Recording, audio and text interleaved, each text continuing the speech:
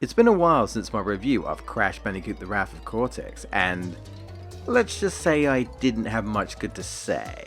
However, that was then, and I figure I may have come across as a little harsh. Rejoice, Wrath of Cortex fans, in this episode of Why Video Games, where I try to get you to play Crash, and more Crash Bandicoot. I've decided to return to this game to try and share some good, some positivity, appreciation. After all, there's gotta be something, right?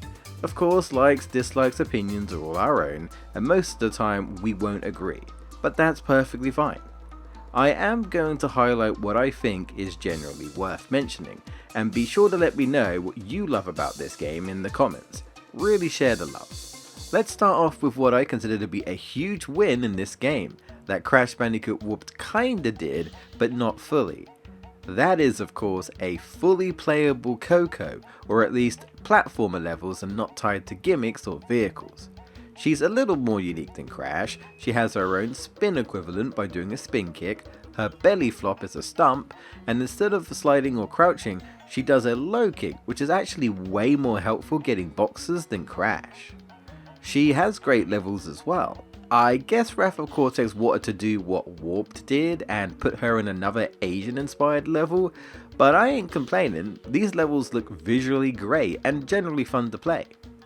Coco also gets a snow level with snowboarding, and if you know about me, well, you know how I feel about snow levels. Before Wrath of Cortex, Coco was actually only playable via vehicles in Crash Bandicoot Warped, in CTR as a racer, and as a player in Crash Bash, so kudos for this game for being the first to make her fully playable.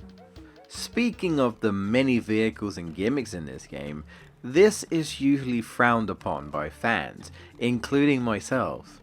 Though maybe there's at least one that's decent, or dare I say even good, and I think I found it. The rolling ball levels, not sure what they're called, but I actually would consider it a decent gimmick. I can actually have fun with these. Sure, they do get tough, and I do think some object placements could be better, but for what it is, I can enjoy it. Of course, the snowboarding with Coco, and for as little as you use it, the scooter in the level Tsunami. I want to point out that this is a regular ass scooter. There's no motor attached to this thing.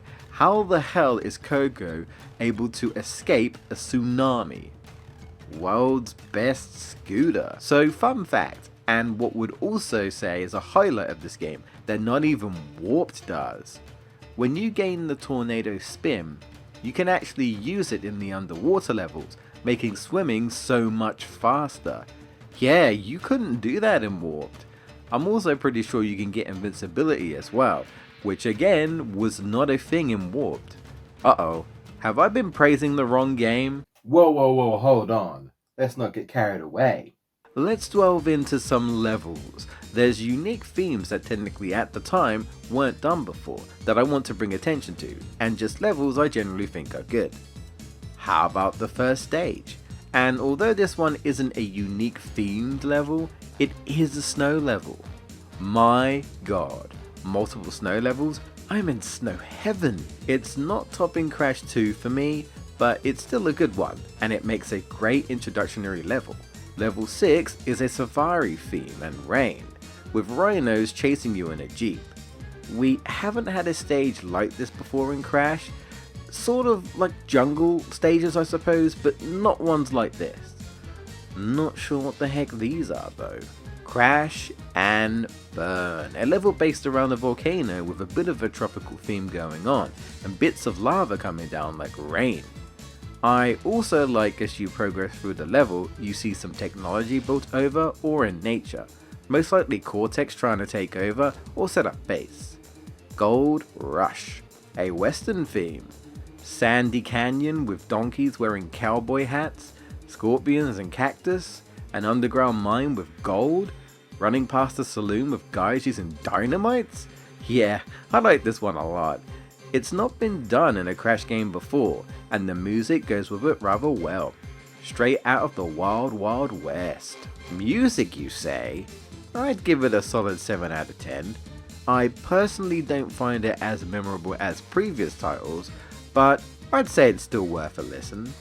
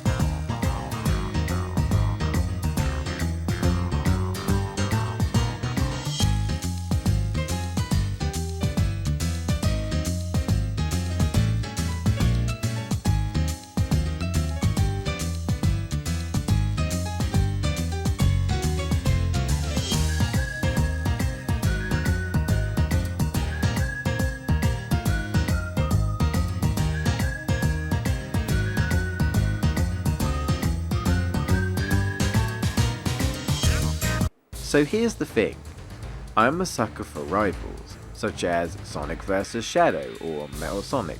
You know, when they like create some sort of clone or some other creature to match that creature. Pit up Crash against another Bandicoot, sure, I can get behind that.